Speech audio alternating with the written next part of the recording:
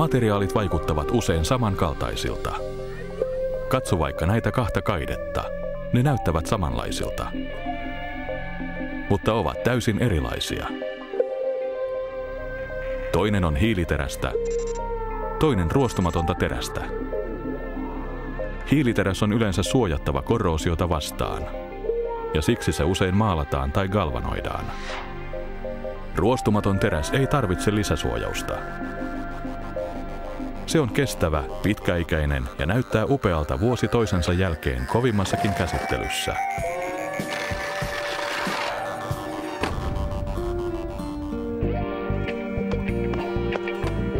Tämä rullalautailija kulkee aina samaa reittiä.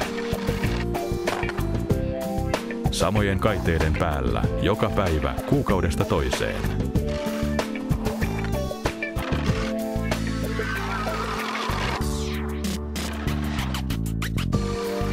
Kaiteet ovat samannäköiset ja niillä on sama tarkoitus. Mutta todellisuudessa vain toinen niistä kestää aikaa.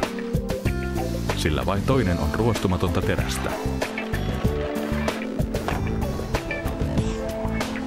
Miten ruostumaton teräs säilyy niin kiiltävänä ja hyväkuntoisena? Tutkitaanpa tarkemmin ruostumatonta terästä. Kaikki teräs on rautaseosta. Kun rautaan lisätään kromia, saadaan ruostumatonta terästä. Kromin atomit reagoivat ilmassa olevan hapen kanssa ja muodostavat ohuen, näkymättömän kerroksen, joka suojaa ruostumatonta terästä. Jos pinta vaurioituu, kerros korjaa itsensä ja suojaa metallia ruostumiselta ja korroosiolta. Tätä kutsutaan passivoitumiseksi.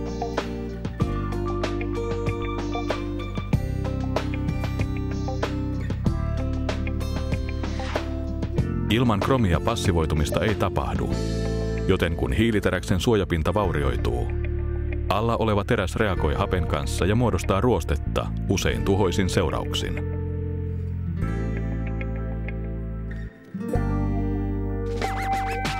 Ruostumaton teräs puolestaan kestää käyttöä säilyen kauniina ja toimivana.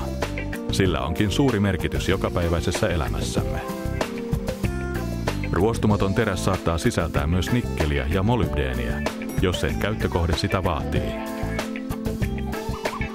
Ruostumaton teräs, teollisuus, koti, kestävyys, tyyli. Nyt ja tulevaisuudessa.